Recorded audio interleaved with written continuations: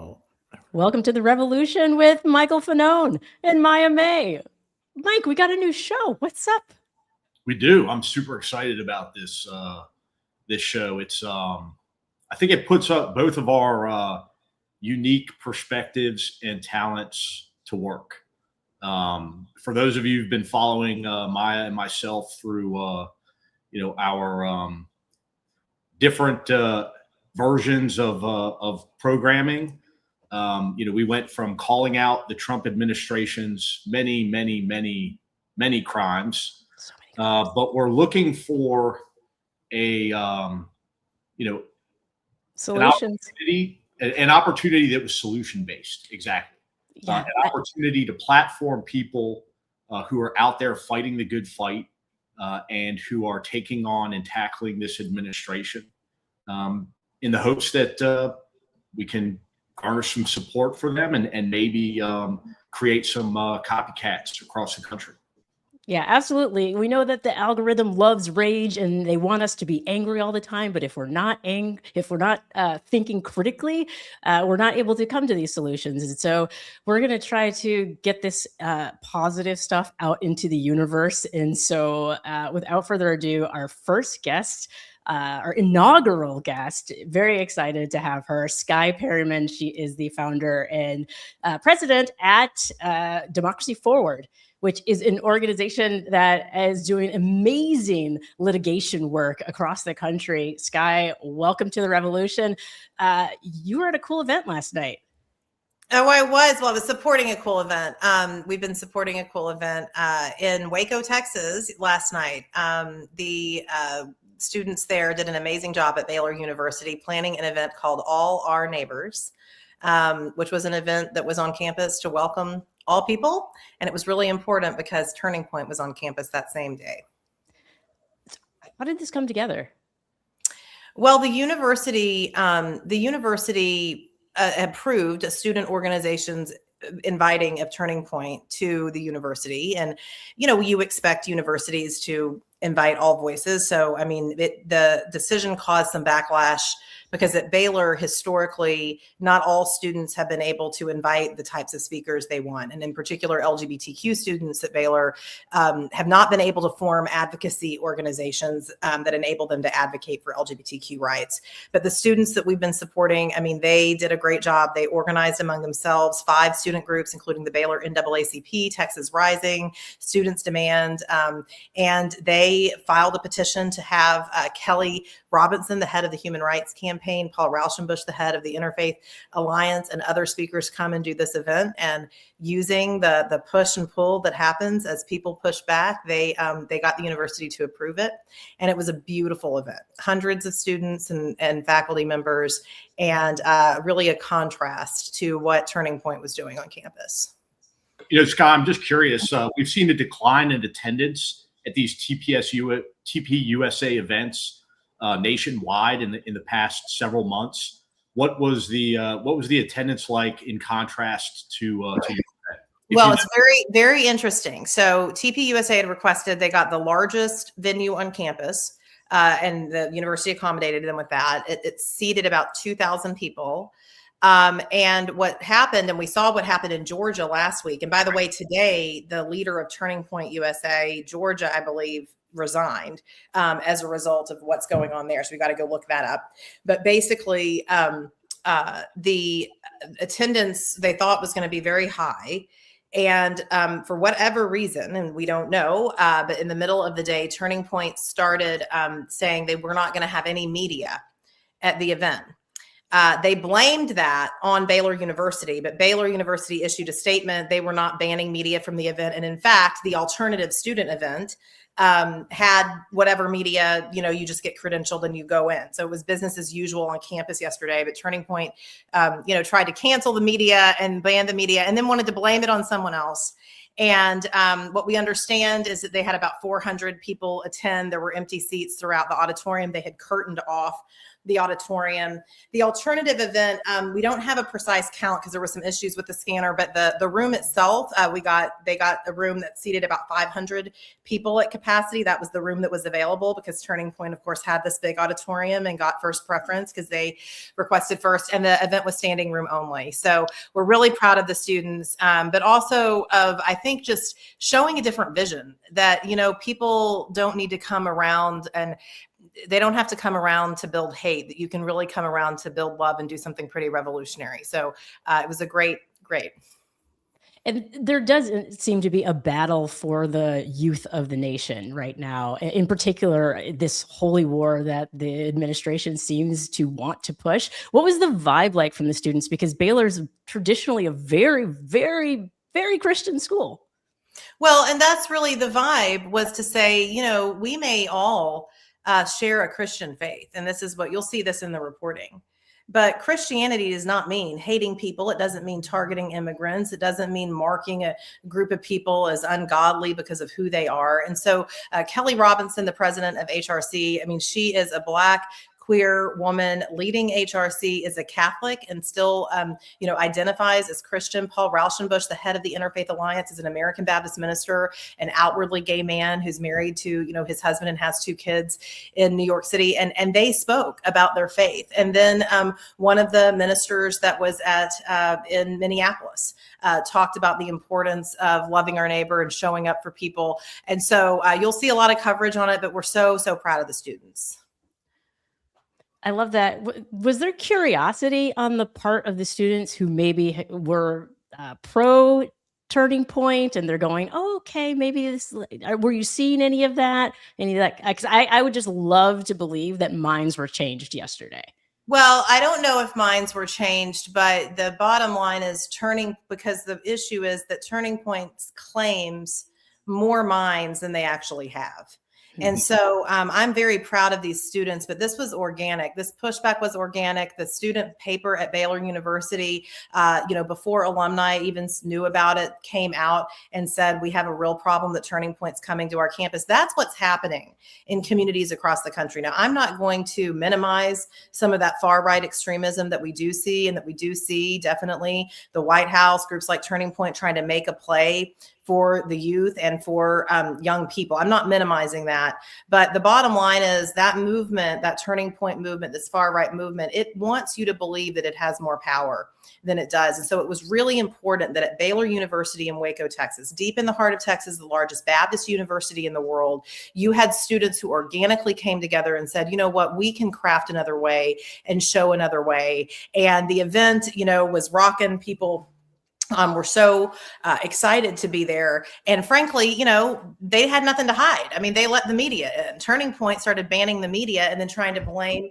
the university. And now there's a Breitbart story out saying that Baylor University tried to sabotage a Turning Point event, which is just not credible, but tells you kind of how I think the evening left. I know, Mike, you're a big fan of Breitbart, right? Yeah, they've written some incredible biopics about me. Yes. Very great journalism over there at Breitbart. No, but I think this is so important too, is because, I recently did a story on my YouTube show about how the left has kind of forgotten to engage with faith communities. And then as a result, we've seen, I guess at least the optics of success on behalf of groups like TPUSA, whose events appear to be well attended. I think a lot of that is just they've got really good multimedia people that make it look like they're well attended. But they have been able to engage with faith-based youth groups incredibly well. And so seeing an alternative to that, I think, is incredibly important. And then if you could just take a moment to tell me a little bit more about Democracy Forward and what your organization does and what your goals are. Yeah, and let me just say before we get to Democracy Forward, you're right. And right now, it's not even about left versus right. It's really about, are we going to be about freedom and people thriving, or are we not?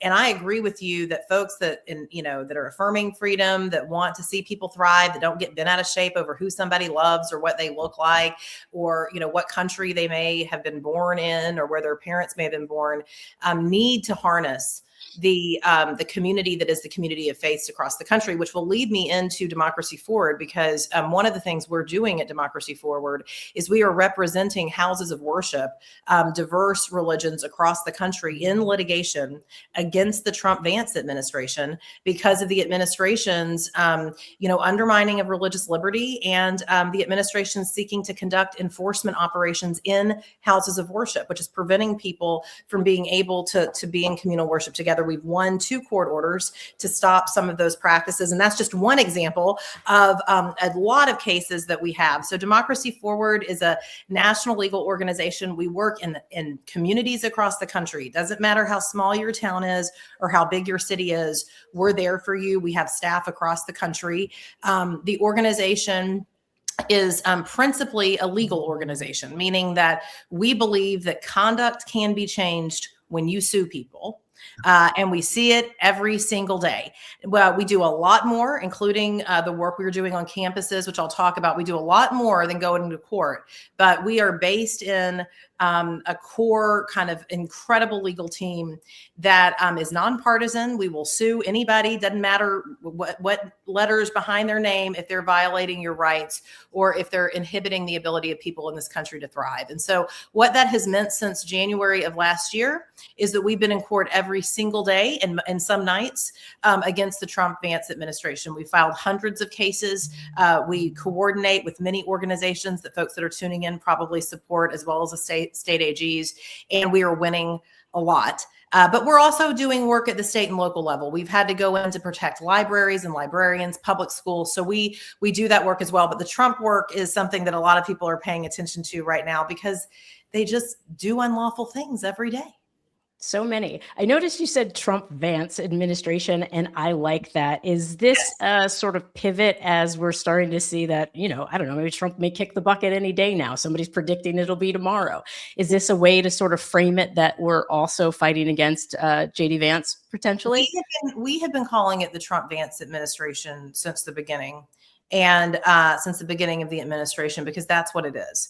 And anybody that is aiding and abetting or participating in what very quickly became clear to the American people and is becoming more clear by the day, an administration that is trying to run roughshod over our rights, run roughshod over the collective project we have in this nation, to try to make it to where people can pursue happiness with themselves and in their communities and in their families, needs to be called out. And so we call it the Trump-Vance administration because that's what it is. We'd say that non-politically. Again, if their names were something else and they had other letters behind their names, we would be in court if they're trying to violate your rights like they do. I love hearing all this. Mike, I know you're on college campuses quite a bit as well. Has the shift, and this is a question for you, Skye, has the shift because of the war and Trump sort of talking about this draft and possibly are students going, I don't want that. I don't want to go to war. Seeing lots of activism from young students. And I'll say, in addition to being in court every day, we have an incredible team at Democracy Forward that's really all about building community, because community creates the conditions for courage. And in this moment, courage is the thing. I say courage is the new currency. In this moment, it's people that are willing to come together and step forward together, just like these students at Baylor did last night when it seems like the obstacles are insurmountable. And so we have a program called Campus Coffees for Change. And then we have another program called Dinners for Democracy that's all about people gathering together, building some community together. And we see incredible interest, curiosity, activism. And we saw that before the war in Iran. But yes, people are very concerned about what this war is going to do to their cost. I mean, these are students that are going to leave college without, with a lot of debt, with, an economy that is being harmed by the day by this war, but also by the threats and the rumblings around the draft. Yeah, no, I mean, I think that's, you hit the nail on the head with with regards to engagement, because my experience has been completely different. When I show up on college campuses, typically the turnout is very low. And when I engage with students as to why the turnout is so low, they tell me it's because politics, obviously, we've all experienced now, has become so toxic that nobody wants to go to political events on campus, regardless of what side of the the political aisle they're affiliated with. They don't want to do that. They don't want to deal with it. They just want to have a good time. And so creating an environment that's all inclusive, but also is fun. Maybe not coming to listen to me for 2 hours talk is not exactly a college student's idea of a good time. Although I do cuss a lot and tell a lot of really dirty stories, but we got to make it fun, people. We got to create an environment that allows these students to come out to have a good time. Maybe not necessarily a politically inspired event that sprinkles in, the inclusive politics while you're there. But it's great to hear that you guys are experiencing good turnout and a lot of engagement. But through this community, I mean, to be clear, through the community building, which we believe is essential to any, whether you want to call it a social movement, a political movement, a movement for freedom, whatever word you want to use, community is critical. And so our events have focus. It's not me coming to give a lecture about the Constitution. Happy to do it, but that's not what's causing this. It's people that can get together and create communities and meaning for themselves. And I'll tell you, the experience at Baylor was very interesting because the media and a lot of people started calling this event the counter turning point event. And in some ways, that's what it was, in the sense that they wanted to create a place where people felt safe and belonging, in some place they could go as this presence was coming on campus. But the students actually really wanted to focus on, this is an event about storytelling, about lifting voices, about being together, and about building community. So it's actually quite similar, Mike, to what you're saying that you're seeing. And I think some of our programming is really around that community building, making sure people have a place to belong. And then from that community and belonging, magical things will happen. It's pretty magical that this was one of the first times, if not the first time, that there's been an LGBTQ plus outside speaker at Baylor. And I know I've heard that there's some pushback from the Texas Baptist Association that they want to break ties. Was this truly the first time? And does that itself represent a shift? So it wasn't the first time that someone, obviously, that is gay or even openly gay has spoken on campus. It was the first time, and this is significant because of the policies we've been discussing. It was the first time that we know of that the university, and in fact, the first time, has had speakers that are advocates, that are professional advocates. I mean, Kelly Robinson runs in an amazing way the Human Rights Campaign, which is one of the leading LGBTQ equality and rights organizations in the country, right? And so it was the first time to have those types of speakers all at an event together, and it was really beautiful. And there's a lot of good stuff on social media and videos and stuff of the students and of Kelly and others talking about how historic it was. Now, the question about the Baptists, we could get real nuanced, and we don't have to do that. I'm not sure how many folks are interested in it, but of course, Baptists are. I grew up Baptist and a Baptist, but Baptists are an interesting lot in that there's a wide diversity of beliefs among Baptists, and that's sort of a feature, not a bug, of the denomination. And so there is a particular group of Baptists in Texas that are, that haven't really affirmed all people in terms of their equality, and that continue to maintain views about LGBTQ people. They maintain views about women in the church. If you want to roll the clock back, a few decades, few hundred years, you'll see they maintained a lot of views about Black people in the United States. And so just to be very clear about the origins of some of this, but that have had an association. They don't control the university, but that have had an affiliation with the university, and they are upset that the university actually, in this instance, did what a university is supposed to do. And I'm very proud of Baylor for this. I will hold my loved ones to account, and there are things where I want them to change some of their policies. But what they did here was really important because they acted like a university. They said Turning Point can come, but we're going to also let students have their event with other voices here. We don't have to agree with all the voices, but we can't pick and choose. That's a great thing for universities to do. It's a great thing for young people to be able to see and to participate in. And that's what happened yesterday. Guess you could call it a turning point. A turning point, Baylor's turning point. Yeah, it's a turning point.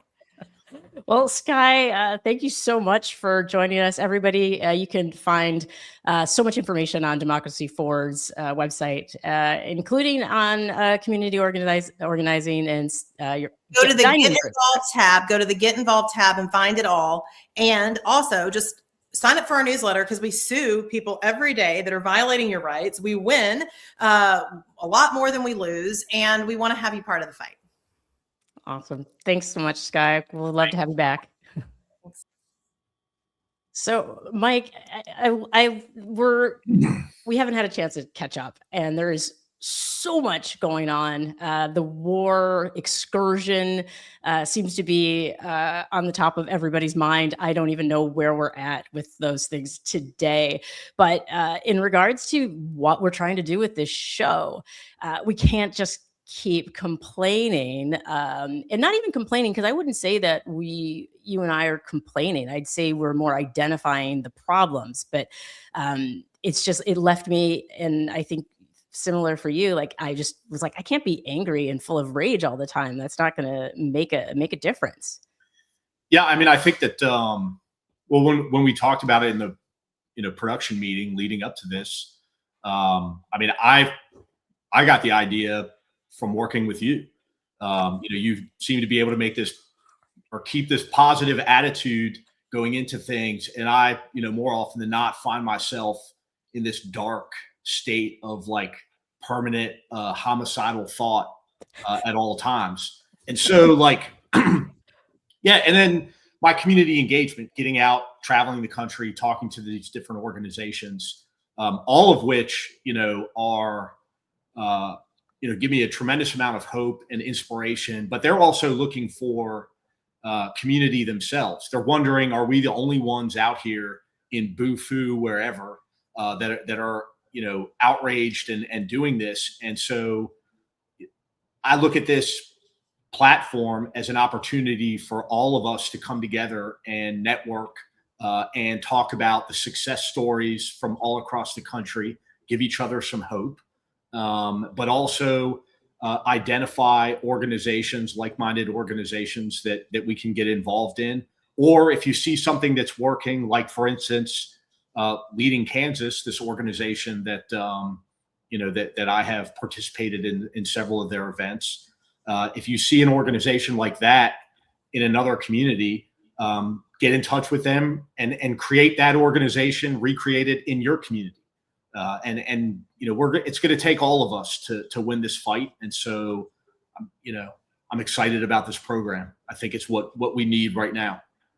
Yeah, I agree. And for me, I know I feel so much better after connecting and talking with people, even on the days where I'm feeling like exhausted and what's the point? We're apparently going to blow up a civilization and that's going to be the end of everything.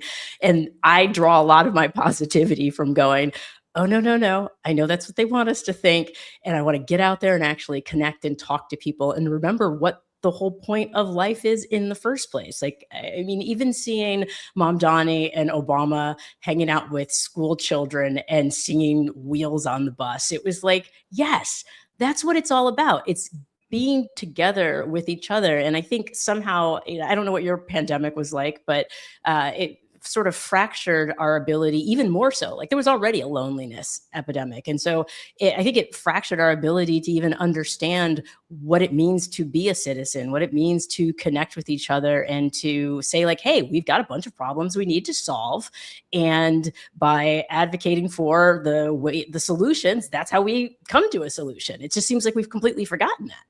Yeah, absolutely. No, I mean, I was a cop during the pandemic. I had to go to work every single day. But I was working in this dystopian world where there's no pedestrian traffic, no vehicular traffic. I mean, it was crazy. And now I understand why we have lost the ability to communicate or to do it in a functioning manner. So I think that groups like this, that forums like this are what's needed to bring people together, whether it's in person or online. So I'm glad that everybody is on this journey with us to fight through the cynicism, because it's people look at me and they go, "Oh, she's positive all the time," and I'm like, "No, I'm actually." And I say this often online, I'm full of rage. It's just I try to convert that rage into positive action. And I think if we stay on track together, and like you said, find those organizations in the different cities, and it doesn't take a ton of time. I think what it is people don't necessarily know how to, because it's not a muscle that we've exercised in forever. Yeah, no, civic engagement. I mean, in a meaningful way, I think. Well, first of all, we've never faced a threat like this in our lifetimes. I mean, unless you're like really fucking old. And then, that Or being black. said, If you're black, you've faced it every day, yes. nonstop. That being said, Collectively, all of us got it. people are not. I mean, they're not well versed in how to combat it. And it can seem. I mean, I know it because I feel it all the time. Overwhelming, exhausting, and like insurmountable. And so, you have to kind of like pick and choose. I would say like how you're going to get involved and what you can do, how you can be most useful in the moment, and find other organizations or start your own organization if that's something that's in your wheelhouse, to fight back. But going back to it being fun, because that's also something I've been a huge proponent of. Like, it can't be boring. Like, I was like, yes, please bring bouncy castles to a protest. Like, I want it to be fun. Let's brainstorm a little bit with everybody in the chat. And I'm just going to throw an idea out here. I love pub quizzes. I love trivia. Like, what if it's as simple as starting like a civically minded trivia night in your town, where the questions and answers are things around democracy, and it could be pop culture stuff too.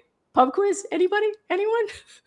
I'll be honest with you, Maya. Like, if that's your thing, I'm sure there's a lot of way more intelligent people out there that are like, that sounds like a great idea, but that literally sounds like A nightmare to you? like, to me, that and going to a Taylor Swift concert are fucking one and the same. This makes me very sad, and I hope that there's somebody in the chat who's like, "Oh my God, a board game night or trivia night around democracy sounds like a great idea." No, I like, yeah. I mean, listen, there's different strokes for different folks, man. Like, I'm sure there's a lot of people with sounds like that. That would be a great idea. But I think the point is to make it fun.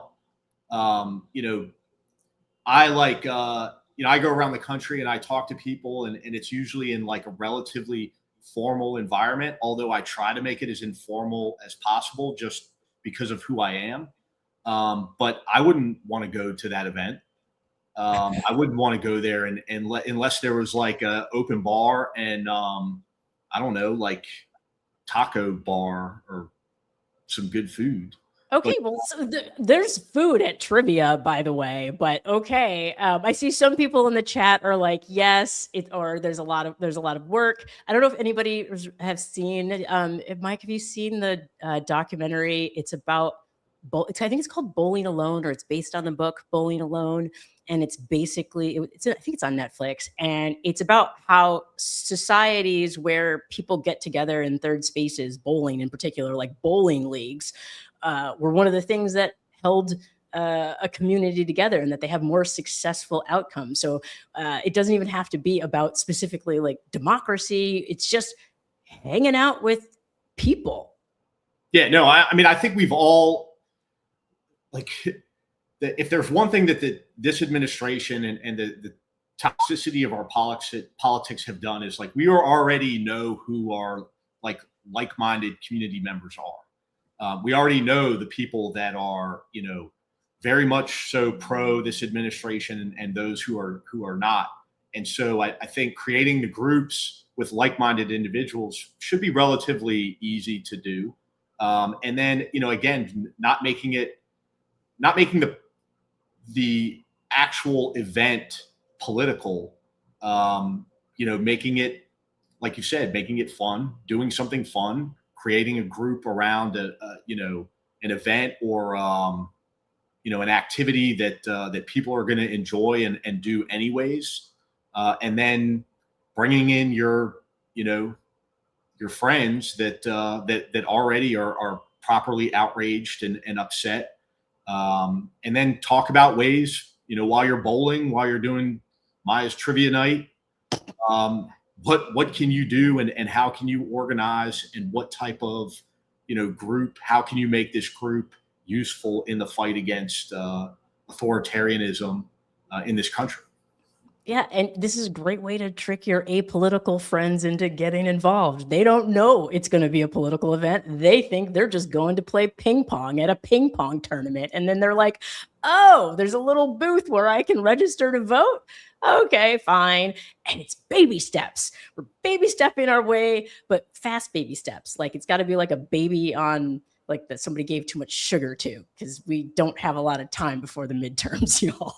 So I like this brainstorming in the chat. There are no bad ideas in brainstorming. Just to throw out an idea, the easiest thing that you can do is create a group charged with registering new voters.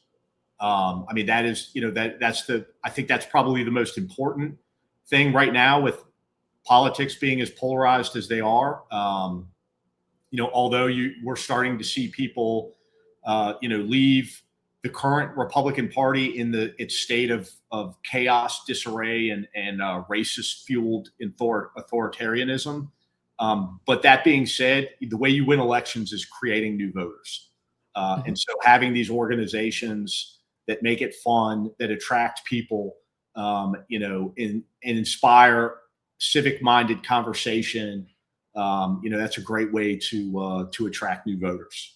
Yeah, which reminds me, this is the first time we're chatting since Orban was ousted in Hungary. And that happened in large part because more voters came out. People participated in the process. And so if Hungary can do it, we can do it too. This coming weekend is the Carnation Revolution commemoration here in Portugal. And if you guys don't know about the Carnation Revolution, they ended their dictatorship peacefully. Like I think only 4 people died. And so not saying that we have a full-on dictatorship, but it's looking like it. So if they can do it, we can do it, and we can learn from each other. Yeah, agreed. The main takeaway from that for me was they did it. I think it took them 16 years to do it. I don't know.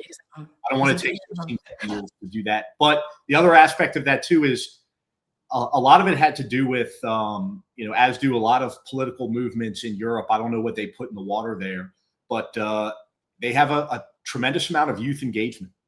And we, for whatever reasons, we can, probably spend multiple episodes on why today the youth is not politically engaged at the level that we need, or that is deserving, because it's their futures that are that are on the line here. They've got more lives to spend on this earth. More years to spend on this earth. And so we hope. I want the earth to continue. May the earth continue. may the earth continue. But we got to figure out a way to engage with younger people, and we've got to break and dismantle the manosphere, and create some type of compassionate, empathetic organizations to counter their hateful, racist, white supremacist ideology. And we're doing it. So this is day one, y'all. We're gonna make this happen.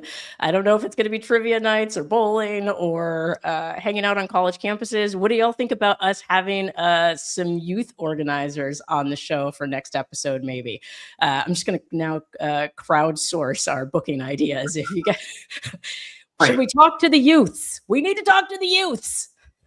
Yeah, I'm not that old. I feel like I'm, like I could hang. The kids think we're old, Mike. I hate to tell you, we're old. I don't know how to tell you. My knees hurt, and I'm like, oh, it's because it's gonna rain. Amazing. Sorry.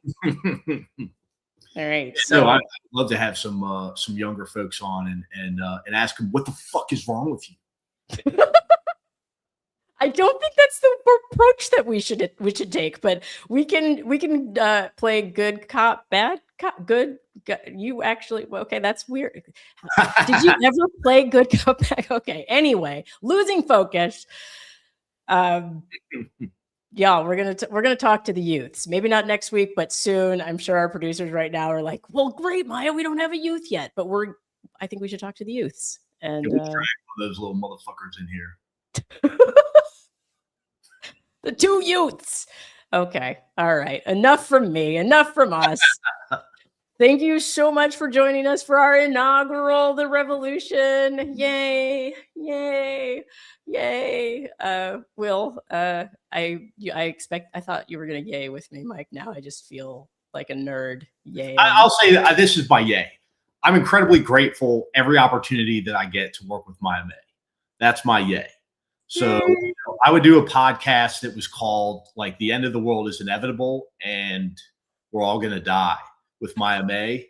Like I really I'm humbled to have the opportunity. So thank you for that. Stop. You're an American hero. I want to be in the bunker with you at the end. I'm going to make everybody laugh in the bunker. I promise. There's not going to be a bunker, guys. We're going to be okay. Everything's going to be fine. Okay. That was a joke. I'm kidding. All right. We'll see you next Thursday. We'll see you next week. All right. Thanks.